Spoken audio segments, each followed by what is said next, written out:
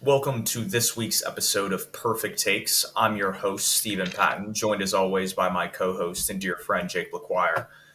It's getting hot finally in North Carolina. It's muggy to go outside, but we had some exciting news. Is it today that mandatory mini camp, training Yeah. camp kind of started for the team? I don't think it was yesterday, but we saw Eddie Pinheiro, a couple other people at practice we hadn't seen up until now. So pretty exciting despite the heat.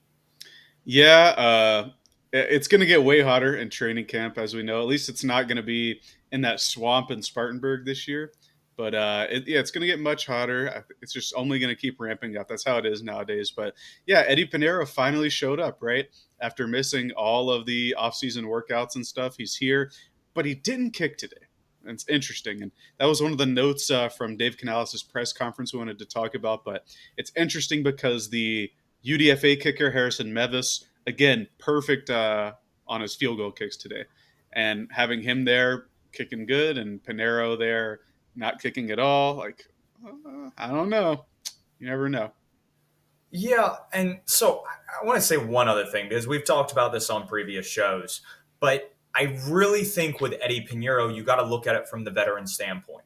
Like nobody has any beef that Jadeveon Clowney isn't at Mhm. some of these other And like he's here. voluntary. He's here today.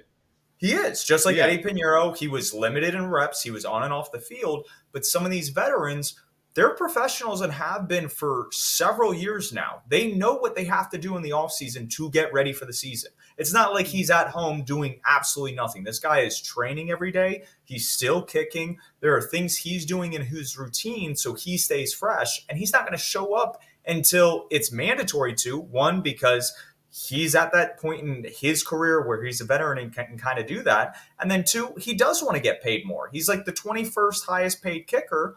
And I'm not saying he wants like maybe necessarily top 5 or top 10 money, but he's like, if you're not going to give me a raise or incentivize me to come out, then I'm just going to show up when I have to. And I think that's fair, right? You should always try to get your money if you're a player in the league. But I don't think I would pay him top 10, top 5, even top 15. Top I don't think 15. You don't think I, you give him like a $500,000 raise? Like, because that's really all it is. Like kicker numbers are not that high in the NFL. if I can't trust you to go out there and kick a 50-yarder, I can't pay you top 15 money. And that's just how it is. He's really accurate from like 45 in, but we need a kicker that can actually kick the distance when we need to, because if our offense stalls out again and we're not getting in the red zone, it was basically 0 points because Pinheiro's not putting it through the uprights from distance. So we'll see how that plays out. Hopefully he kicks tomorrow. I think it's just weird that he's showing up and not kicking, especially when there's actual competition for him now, but hopefully he kicks tomorrow. The other, or one of the other important things is that we ended up signing we signed the All Pro UFL receiver Dawood Davis to a camp deal. So we'll see what he is able to do. And we're working out Hakeem Butler. He was like a big name in I think it was the 2020 draft, maybe 2019. Had a short stint in the NFL, flamed out, but he was the offensive player of the year in the UFL. So they're clearly looking to bring in wide receivers, big body wide receivers, both of these guys. I think Canales really has a type because outside of Deontay Johnson, this offseason you have Leggett, who a little bit shorter, I say shorter, but he's 6'1", like 230, like bulkier guy. Mingo's bigger. And then both of these guys have some height and some weight on them. I think we're starting to see the type of receiver that Canales wants to work with. And it's going to be interesting to see how that receiver room is built because after, let's say, Deontay Johnson, Leggett, Thielen, then we could probably throw Mingo in there. I don't think any spot is safe, right?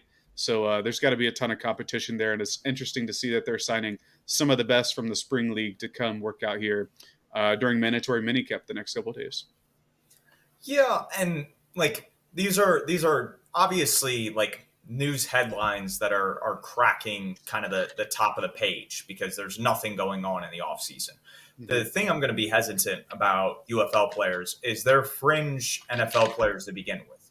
Like if they were truly of NFL caliber, they would already be on a roster. So while we've seen guys like Turpin with the Cowboys go from being a playmaker at the UFL to contributing on special teams, a play or two on offense. That's what you can expect from these guys. Like at best, like their ceiling is like a mere Smith Marset in terms of just like role or percentage of usage. And that's nothing against them. But again, this is just adding more camp bodies. It's adding, like you said, body types to a wide receiver room that already has a lot of athletic dudes.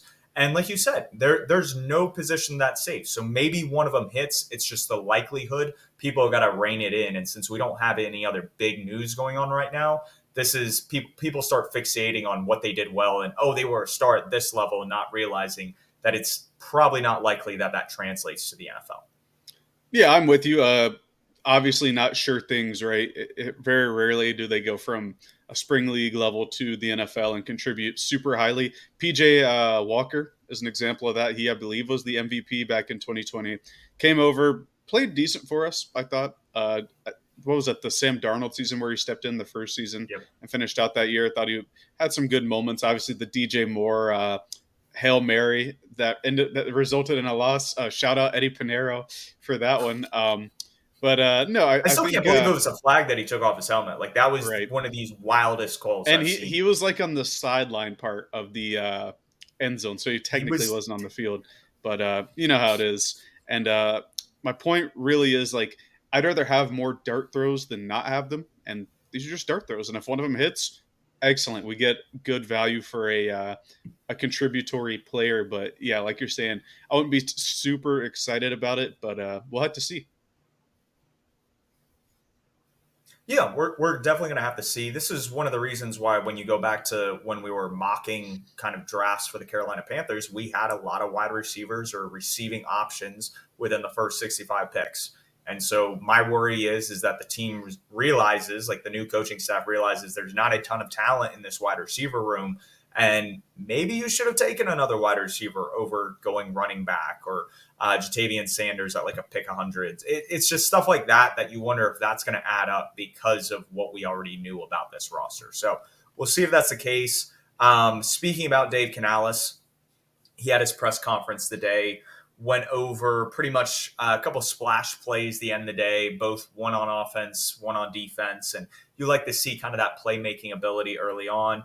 He said Deontay Johnson and J.C. Horn going against each other in practice is like a premier matchup across the NFL, and it would be. J.C. Horn, when he's healthy, has put up top 10 cornerback numbers, and Deontay Johnson's one of the best separators in the NFL. So that's awesome that they kind of are building each other through this offseason and preparing themselves for the season. And what I like is that Bryce Young, like you go back to that 2015 year, and I'm not going to say Bryce Young's going to be an MVP candidate, but when you had some of that competition between Kelvin Benjamin and Josh Norman, despite Benjamin going down with that ACL tear, that made Josh Norman that much better of a corner going into that year and was a huge catalyst for us getting to the Super Bowl. So that kind of grind and back and forth is going to prepare those two guys to be big contributors day one. So excited about that. Outside of that, Canales really just touched on guys that are first made their appearance, a lot about Jadeveon Clowney, and then some guys that are kind of coming back from the injury. And Dave Canales trying to be smart with that and not rush guys back and make sure that they're prepared and have enough on their plate to where they're still working, but it's not too much. Yeah, for sure. Like we're saying, it is hot outside now, but this is June, right? Training camp in late July, August is going to be even hotter. No reason to have guys that have little tweaks or something like that to go all out. Like you talked about with Leggett, he said, if this were a game week or if we had a game this week, we're practicing him every day and he's playing in the game. But because it's OTAs off season, he can sit on the sideline for the day, and that'll be fine. And I think that's smart to play it like that. But eventually, we're going to need to see a lot of these people contribute because it's guys like Leggett, DJ Wanham, who I expect to be the starter opposite of Clowney there, and a couple other guys. We're going to need to see them going full speed. But for now, I'm fine with them playing it safe. Yeah, no, and that's what you should do. You should be load bearing, making sure people are transitioning well, getting up to speed, and there aren't setbacks because we saw setbacks affect this team last year between Austin Corbett coming back from injury, DJ Chark kind of dealing with stuff all throughout the offseason, and then that means it's next guy up in very, very shallow like depth chart positions. Like we didn't have a lot of interior offensive line depth. We didn't have a lot of wide receiver depth. So when you lose some of those bigger guys, it's a ripple effect that impacts the entire team. So we skipped over it. We kind of just jumped right in with Panther news. We are a Panthers podcast. Hold on, I can't speak.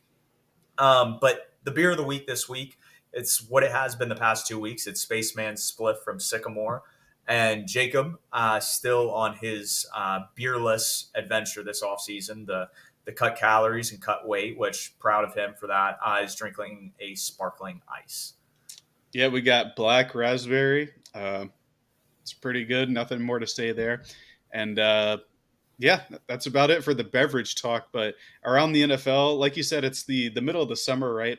Not a ton of big news. Some of the big stuff this week was we got the Vikings uniforms at the end of last week. They're I guess icy winter wonderland uniforms. I think they're okay.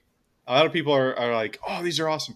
I think they're okay right now. We're gonna have to see them on the field because I think I'm wearing like similar colors, and I don't know how that's going to look on the field, but we'll have to see there. And then today, Christian McCaffrey, was named as the cover athlete of Madden. Kind of don't like to see it because of the Madden curse. And McCaffrey's known to have some injuries, so hopefully he breaks the curse and has a good season. But hopefully, yeah, just don't want to see him injured any more than he already is.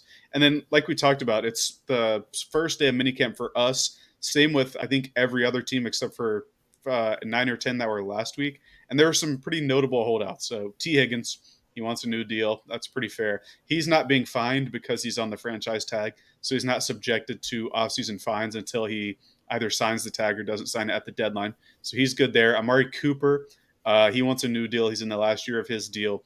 And I think with how the Browns paid Jerry Jeudy and the recent market explosion for receivers, I think he has a good case there. And then two New York Jets, one being Hassan Reddick and the other being Aaron Rodgers. And neither of these absences were excused despite the differing reasons for the absences. Yeah, no, you brought up a lot of interesting news that has happened over the past week. To go in order, the Minnesota Vikings' new uniforms, I agree with you. They're okay. I thought they could have done more with their primary or secondary colors on the helmet. I think when you look at like the Bengals all white, I think it's Yeah. great from a jersey and pants standpoint. It is clean, it looks fresh.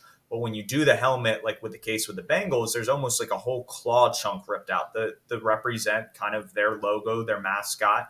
And if the Vikings had done more with color to kind of differentiate with the white instead of just going all white, I think they would have had an absolute banger that would have been a jersey for years to come. So I still think it's good. They'll definitely rock it this fall, probably several times, I would say. Usually when we see jerseys like that, they come out in the primetime games or a couple special occasions.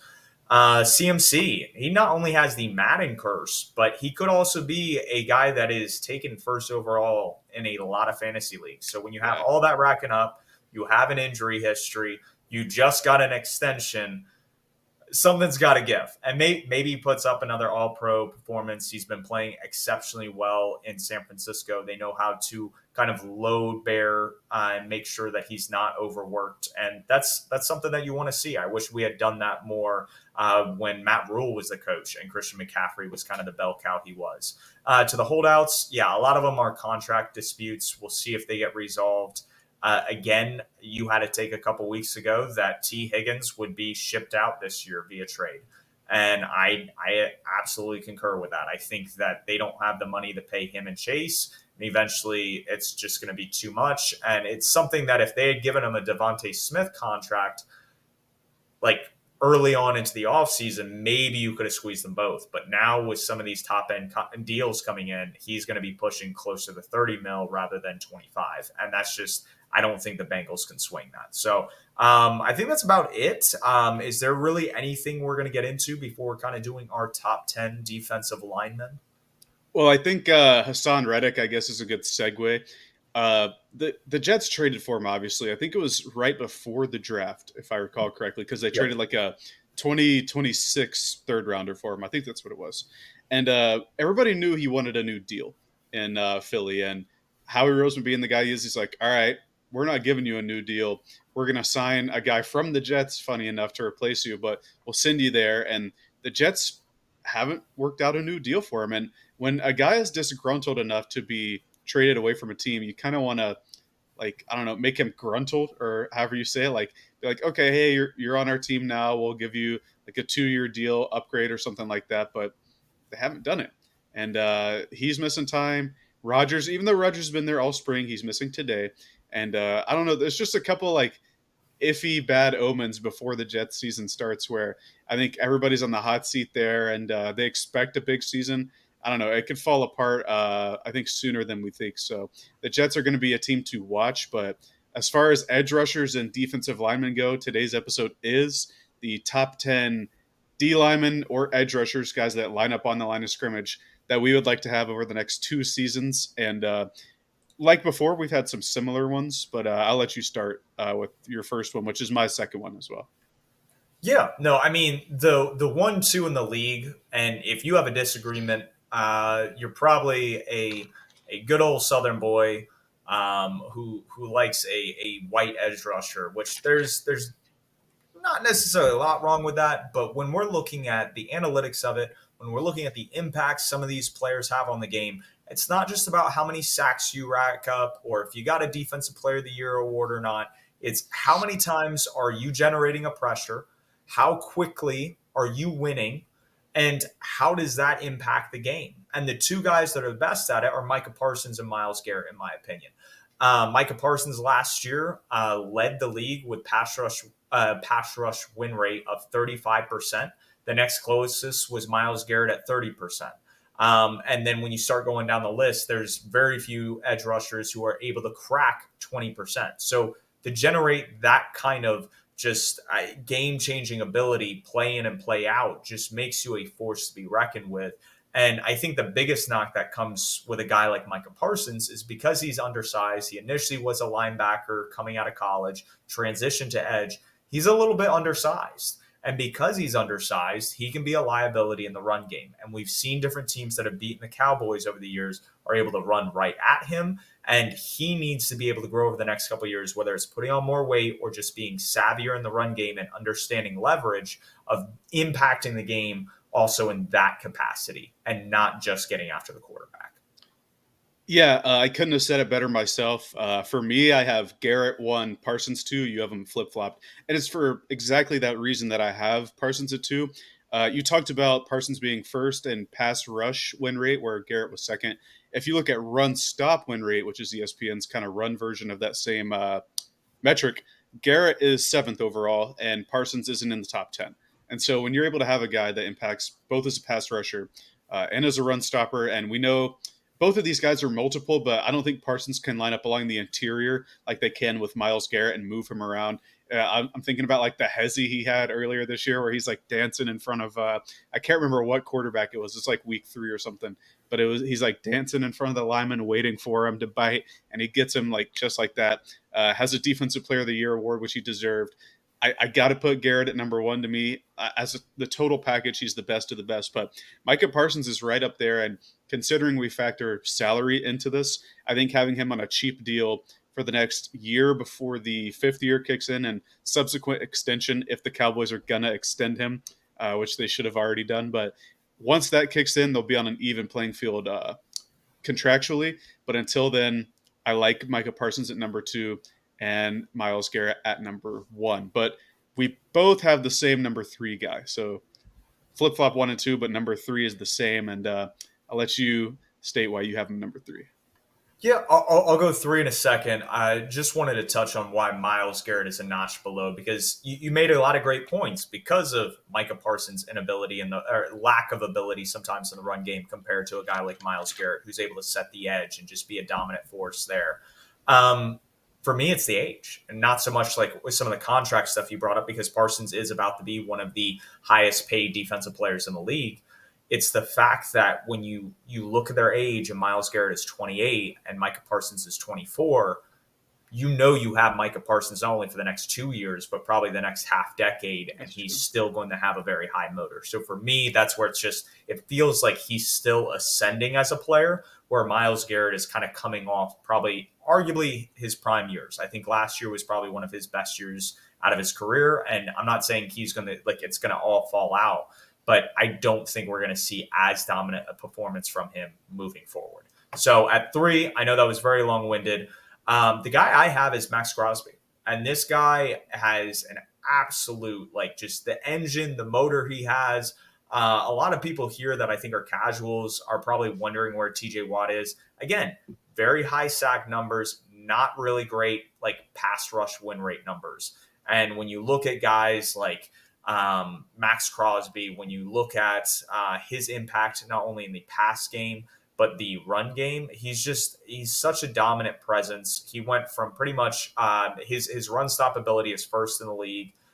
His pass rush win rate, I don't know if he cracks the top 20 in our list here. But again, it's just one of those things. He is so good at getting after the quarterback and just being relentless with it. And I feel like he is on a cheap enough deal at 25 million that when we're seeing some of these other guys getting paid, Nick Bosa in the 30 millions, Josh Allen, Brian Burns, all 30 plus million. That is a steal for a player of his caliber. Yeah, for sure. That was kind of the talking point when around this time last offseason when we were looking at a possible Burns extension. It's like, well, is he really better than what Max Crosby is the past couple years? And I think they're about even. But because we waited to not pay Burns, he ended up obviously like garnering a lot more because he was next up. And then we weren't willing to pay him, had to trade him to the Giants. But like you said, Max Crosby affects the game, both run game, both pass game. Number one in run stop win rate for ESPN. And then in the pass rushing side, excuse me, he had 14 and a half sacks, 50 pressures, which is good for second in the league, only to a guy we'll talk about in a few minutes. And he had 90 combined tackles. Looking at like the tackle list for all edge rushers and defensive line, or just edge rushers, pardon me. He is first in that department until you get to Josh Metellus, who had less than half the amount of pressures he did. He also has only 3 missed tackles for a 3.2% missed tackle rate, which is really low among all the edge rushers. The only one close enough that I can find is Justin Matabuke, who is an interior guy. He's not going to miss as many tackles there, but a really complete player and doesn't make a lot of mistakes. And for that reason, and the contract stuff you talked about, I think 25 million for the next couple of years is a steal now, considering how the market has grown. That's why I have him at number 3 as well. Yeah, my biggest thing is I want to see. I was so big on him last year. The other edge rusher that came out of Texas A&M, Tyree Wilson, Texas Tyree Tech. Wilson, Texas Tech. There we go, not Texas A&M. Yeah, I want to see those two get after a quarterback. Speaking about tandems, Will Anderson and Daniil Hunter down in Houston have the ability to truly wreck games this fall. And that's just, I think, a testament to having two premier edge rushers. And Will Anderson, I have here at number 4 after Max Crosby. And honestly, like he will probably be top 3, top 2 after this year if I had to guess. And the reason why is last year his run stop win rate was second only to Max Crosby. His pass rush win rate, it was only behind Micah Parsons and Myles Garrett. This guy, his first year in the NFL, is right there with the best of the best, the elite of the elite. And he's exactly who you thought he was coming out of college last year, a truly generational talent at that position. And he gives off like Lawrence Taylor vibes. He's a little bit more undersized than him, but like overall, it's just that ability to just wreck a game he has in his bag. And that's something special. And the fact that he's on a rookie contract, like I said, I think next year when we talk about this list, he's going to be top 3, top 2, maybe even 1. Because at that point, Parsons will probably be paid. Max Crosby's getting older. Myles Garrett's getting older. Like this is really becoming his territory in terms of just dominating a position. Yeah, I'm with you there. I think what a lot of what CJ Stroud did for the Texans overshadowed how good their defense was, and I think Will Anderson was the spearhead of that. One defensive rookie of the year alongside Stroud to have that tandem there. I think it's just them and the Jets in recent memory that have both the offensive and defensive rookie of the year. The Jets with Garrett Wilson and Sauce Gardner a couple years ago, but yeah, I think he's a really complete player. For all these reasons, I have him at number 5. You have him 4. The guy I have at 4, you also have at number 5. So another flip flop for us. I went with Nick Bosa for number 4. Obviously, what Will Anderson did last year was a really, really good rookie year. But when you compare that to Nick Bosa's rookie year, I think Bosa kind of blows it out of the water. And I think he's been, when he's on the field, like consistently dominant for the Niners D line. Their D line's been good. Like they've obviously invested capital into it, but it's not as strong as it is without Nick Bosa. I think he's a big part of that. comparing what he was able to do last year, he was fifth in pressures. Looking at their missed tackle rate, like for both Anderson and Bosa, Bosa's at 7%, while Anderson is at 16.7. So Anderson still needs to clean a little bit of the stuff up he's doing there, but both super good. Like you said, going forward, the contract that Will Anderson on is going to be a steal for the Texans. On draft night, we were all kind of confused. I know because we watched it at the Panthers Stadium because we had the number one Mhm. pick, and they draft Panthers go Young, Texans go Stroud. We're like, okay, that's pretty obvious. But then we see the Cardinals, I think it was right, had number 3, and we're like, oh, who's going to trade with the Cardinals for Richardson? The Texans traded back up for Will Anderson, and on draft night, that got a ton of scrutiny because like process wise, this probably isn't the best thing like in terms of pick value and stuff like that. But when you're able to get a guy as good as Will Anderson is and he immediately proves it, that's such a win for them. And I think moving forward, he will be higher on the list. It's just right now, Bosa has been so dominantly consistent over the past couple of years, but his contract's going to be weighing him down on future lists. So that'll be one to look out for. Yeah, and I have Nick Bosa at 5 because he is truly a great edge player. And when he's on the field, he is extremely disruptive. There's no doubt about that. For me, it's just Will Anderson. He's younger. He's on a rookie contract. All those things go into play. And when Nick Bosa is the highest defensive player in terms of edge player right now, like that's just it makes you kind of like put things in the perspective of like, okay, he is good, but even though he's as good as he is, like how much surplus is he given a team compared to a guy like Will Anderson? So that value wise for me, when I look at the numbers, I think Will Anderson's a little bit higher. And like I said, I think after this next year will probably prove why he should be even higher. We're moving outside the top 5. Things get a little bit crazy. I have the first interior defensive lineman here. And I think this is truly one of the more impressive nose tackles we've seen in quite some time, at least from getting after the quarterback and stopping the run. We've seen guys like Vince Wilfork and some of these other big guys in the trenches over the years. Guy in Carolina here, Star Latulele. Don Terry Um, Poe.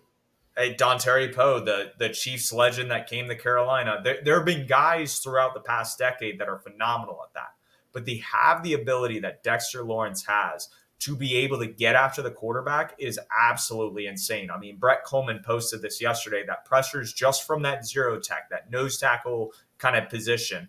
Uh, Dexter Lawrence, since 2021, has 91 pressures.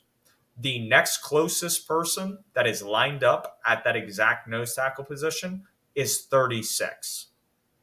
Like he is like almost tripled the second place pressures from that, which is insane that not only do you have a guy that can just stuff and maul the run, he can get after the quarterback. And then you pair that with the fact that they have Kayvon Thibodeau, who they drafted a couple years ago and then just traded for Burns. That defensive line like scares me. I legitimately think that defensive line might be the best one in football this year. Yeah, it's definitely up there. I think they're going to be much improved, even though we did take Ashawn Robinson from him, who is also really good run defender. But you talked about that lining up at the zero tech at nose. I think it's impressive because that position's kind of getting pushed out of the league now. Now that defensive lines are being stretched, like people need to be faster to be more multiple. But he's been a true stalwart nose tackle during his tenure in the league, and he's just been dominant the whole time. Like you said, the most pressures, like by a multiple account, but like double or triple at that nose spot since he's been in the league. And he's dominant in the run game too. And like I have him as my first defensive tackle as well. I have him at number 7 though, because I have one more edge rusher that I need to talk about at number 6. That's Aiden Hutchinson. This is a guy that went second overall a couple years ago in the draft. Guy who probably should have been first overall. Like we talk about this at least like once a week or something. I feel like where we're like, man, Trayvon Walker just he's not it. And Aiden Hutchinson went after him. Thibodeau went after him. And Hutchinson this past year, 11 and a half sacks, improving off the 9 he had his rookie year, led the league in pressures with 62 pressures. The gap between him and number 2, which is Max Crosby, is 12 pressures. That distance there is the same from number 2 to number 9. And so the ability, like how much higher he is than everybody else in that department is just insane to me. Even with his shorter arms, I think like people don't realize he's not the number one measurables guy. Like he is kind of T-Rex arms and he's able to get it done still. I think somebody said he rushes the passer like Waluigi would from like Mario. And I'm like, I can't remember who said that on Twitter, but it fit perfectly. I think he's like from a contract standpoint, he's going to be contract controlled like Will Anderson is the next few years up until that 5th year option and extension. So I like him from that standpoint. And he's like pretty consistently improved from year 1 to year 2. I think the sky's the limit for him. I think he's also top 10 in. No, I'm mistaken. I was looking at somebody else, but really good pass rusher. He could improve a bit in the run game, but I think once they like across the line get better, he's going to get better at that, because that was one of the questions we had about Detroit's team going into last year was their defensive line. So hopefully there's improvement there. But I just think, like Will Anderson, I think the sky's the limit for him, and he's shown it the first two seasons. But like you said, Dexter Lawrence is number 7 for me, and he's just the best defensive lineman in the game right now. I think from a run and pass standpoint. Yeah. I have Aiden Hutchinson on this list. I'll just jump ahead quickly. The number 9, just touch on a couple of the points you made. For me, he was the best, like the most sure thing coming out of that draft class in terms of the edge rushers. Like, you knew what you had coming out of Michigan. For me, it was because of some of those measurables. You knew he was kind of be capped at some point in his career. Like Parsons, it's his speed off the edge. Myles Garrett, it's his speed and size off the edge. And you keep going down the list, like Max Crosby, he's just an animal that will not stop. And Hutchinson's kind of got a similar motor there. Will Anderson, like we talked about, absolute like freak in terms of just measurables and then just acumen and getting after the quarterback. So all these guys ahead of him like have an edge from that standpoint. Like they have not only been the productive edge rusher, but they have a skill set that I don't think Hutchinson can really tap into. And so that's why I have it number 7 here. Aiden Hutchinson's a little bit lower. I have TJ Watt. He has won a Defensive Player of the Year award. This is a guy that finished last year with 19 sacks. He was 4th in the pass rush win rate metric from ESPN. There's a lot to like about what TJ Watt does and brings to the table. I think him and Alex Highsmith are a great duo. Shout out Charlotte. And so because of that, and I look at TJ Watt and I look at Aiden Hutchinson, for me, TJ Watt's arm length is insane. Like, that's part of the reason why he can get off the edge and be disruptive. And that's just something that Hutchinson, while he is learning to work through leveraging and using different techniques with his hands, I still think he's going to be limited when we're talking about ceilings moving forward. Yeah, I'm with you there. Watt is on my list as well. He's number 10. And the reason I have him below all the other edge rushers, he's my only other edge rusher on the list, is all the other guys are either young and ascendant or the best defensive player in the game in Myles Garrett, in my opinion. And TJ Watt isn't that. Before the boom, really, like the Nick Bosa contract extension boom, TJ Watt was the number 1 guy there. And even though he's had really, really good years, I just think he's kind of plateaued there. He had the one season where I think he did break the sack record, but they didn't give him one in that Ravens game. That was, I think it was week 8. I think that was when they were doing 17-week seasons. But I think he probably deserved it. But since then, he's had a little bit of injury. He hasn't been as dominant, I don't think, as he was at that point. Okay. We're going to reel this plateaued. I just want to throw this out here and just make sure that you and I have the same. Plateaued. I want us to be on the same page definition wise. So back in 2020, and by the way, I could go back to 2019. He had 3 straight years from 2019 to 2021 where he was first team All Pro. He won a Defensive Player of the Year award during that 3-year span. From 2020 to 2023, he went 15 sacks. 2020, and then in 2021, he had 22 and a half sacks.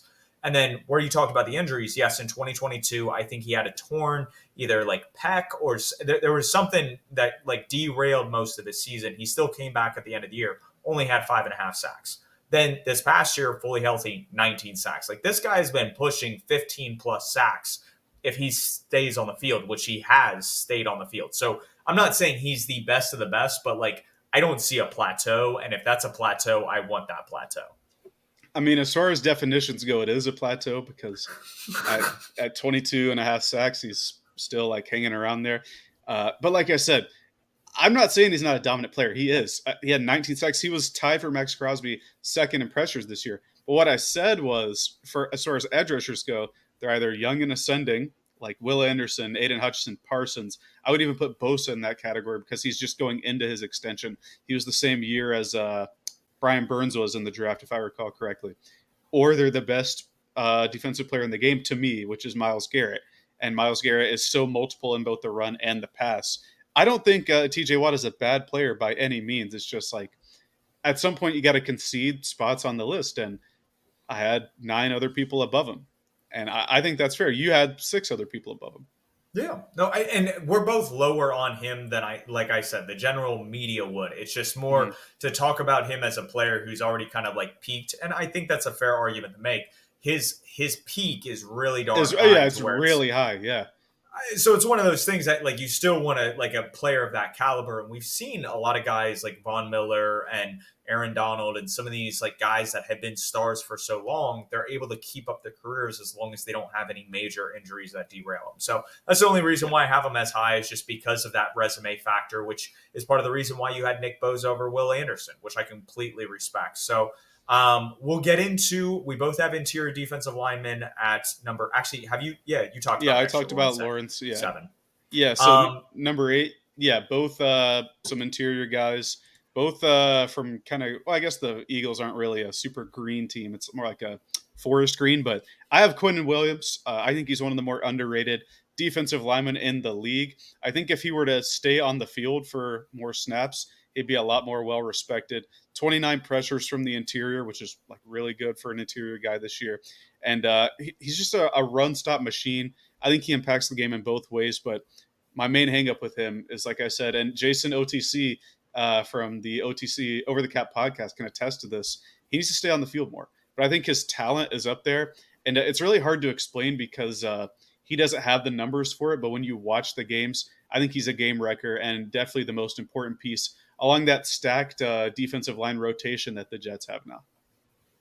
yeah, no, and that's like nothing to take away from Quinnen Williams. He doesn't make my list today.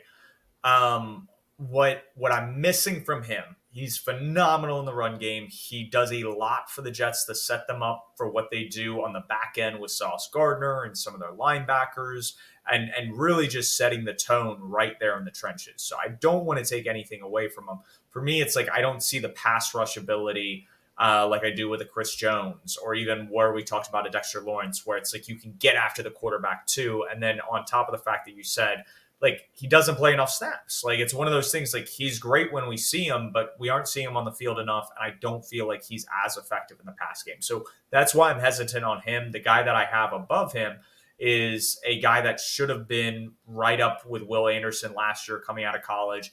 Jalen Carter, the true motor of that Georgia defense that won a couple national titles, and obviously had some off the field issues that dropped him down. The Eagles are able to kind of make the most of that opportunity, and I think he's going to start going off. He started his rookie year on a tear, and then he kind of cooled off the end of the year. And I think with Vic Fangio being in the building, some other defensive coordinators like Clint Hurt from Seattle, who's a big man and a defensive line coach at heart, that it's like you have some of these guys that have previous play calling experience underneath one of the better defensive play callers over the past 20 years.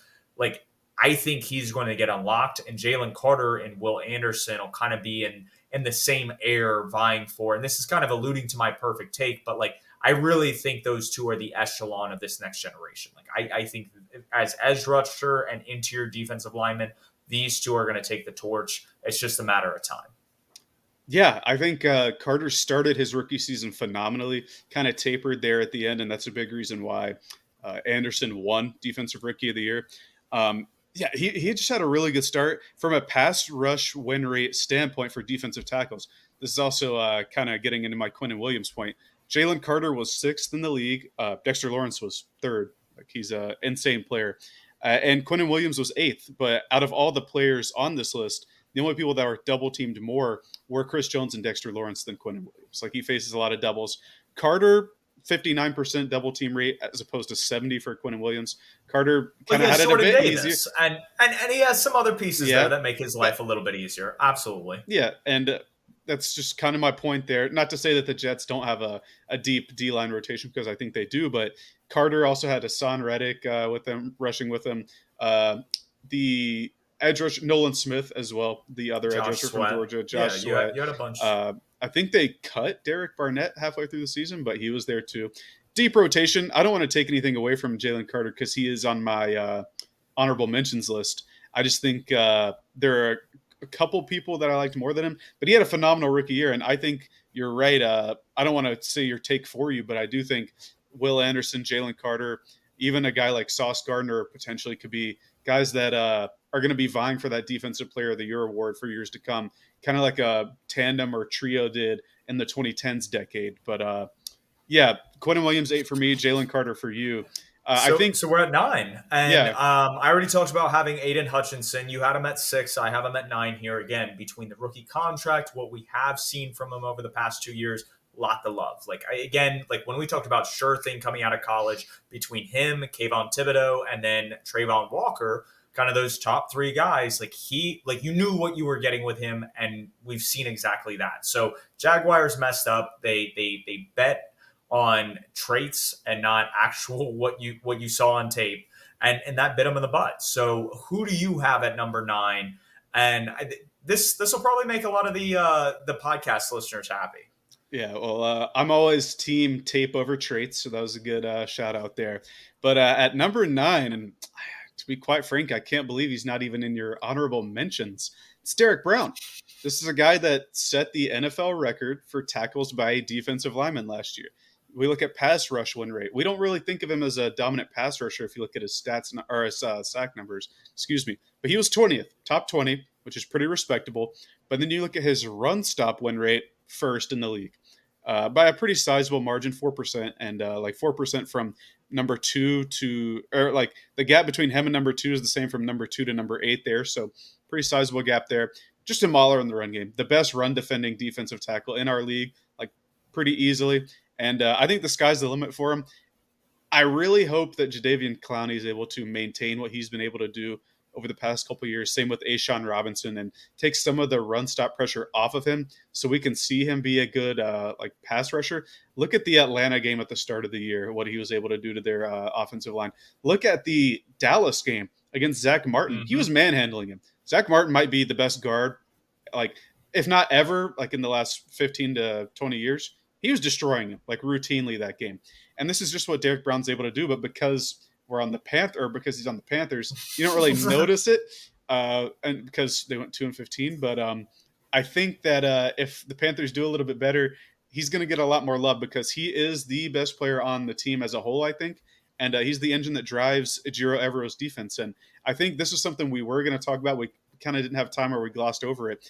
As far as like our defense goes this upcoming year, we're losing guys like Brian Burns and Dante Jackson, but this is the first time in Derek Brown's career that he's going to have the same D-line coach year to year.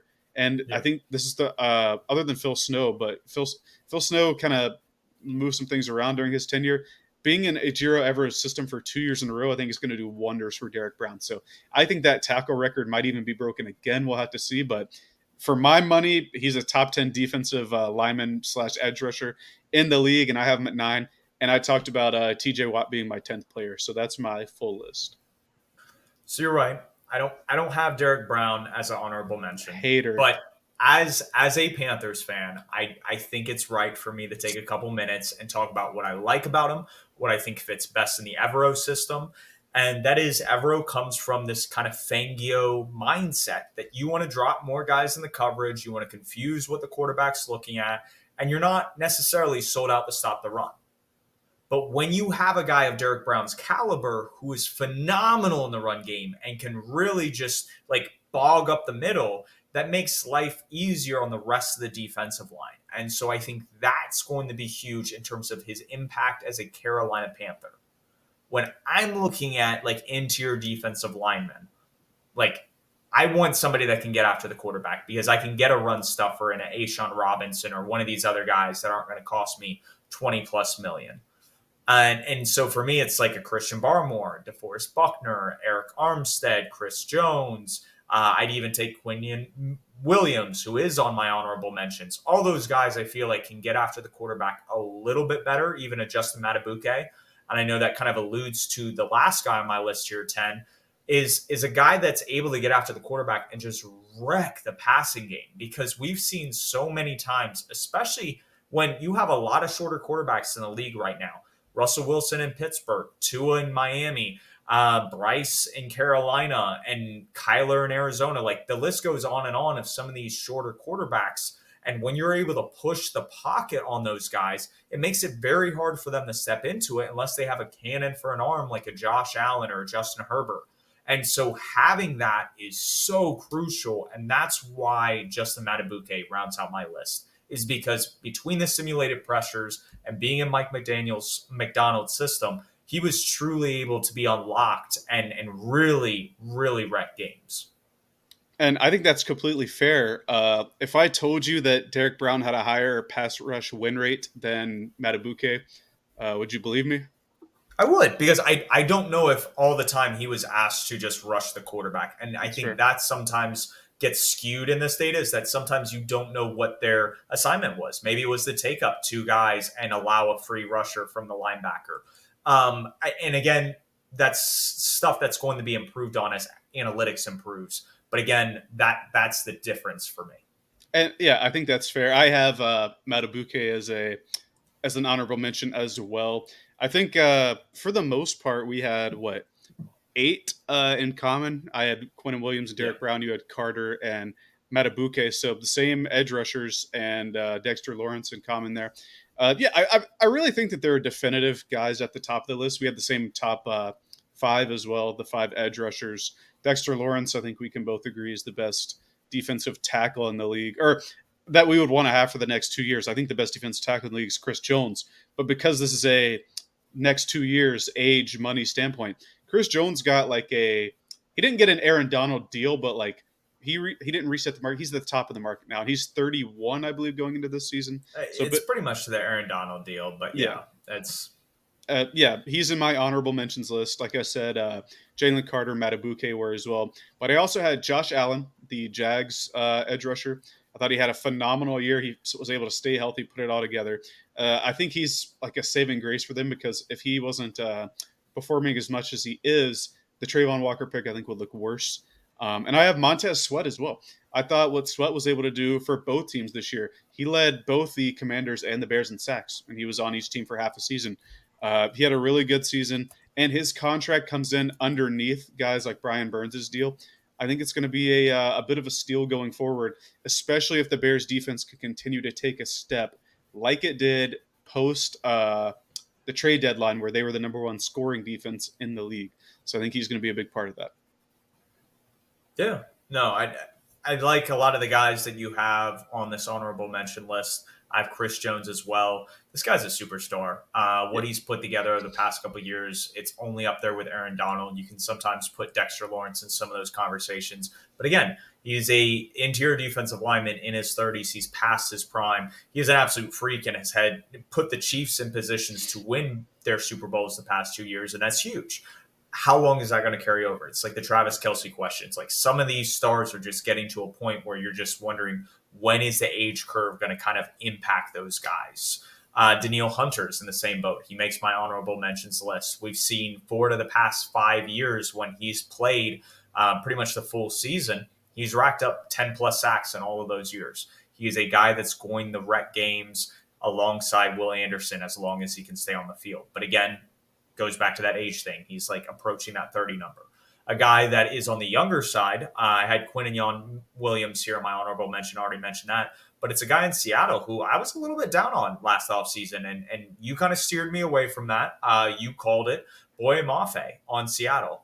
This is a guy that bounced back, and he was dominant last year, and it's more, if he can keep improving in that, and the fact that he's got Mike McDonald as his defensive coordinator, maybe he puts up Jadeveon Clowney, Justin Matabuke numbers, being in that system and being in a position to make play after play. So those are the guys that I have. We're into the Purrfect Takes segment at this point in the show.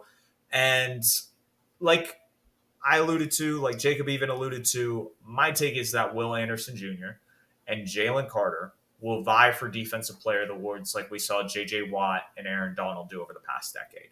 For me, that's the dominant duo of guys you go, those are generational talents and just played at a different level than everybody else. And for me, you look at their numbers, both not only the just raw, just basic stats, even the advanced numbers, those guys jumped off the page. I think we're starting to see the same thing with Will Anderson and Jalen Carter. And for me, that's just I want to get on that boat before it leaves the dock, and everybody's on that wave. But and most people are. I think when they came out of college last year, a lot of people understood that these were next level talents, and it's starting to just kind of bear fruition on that.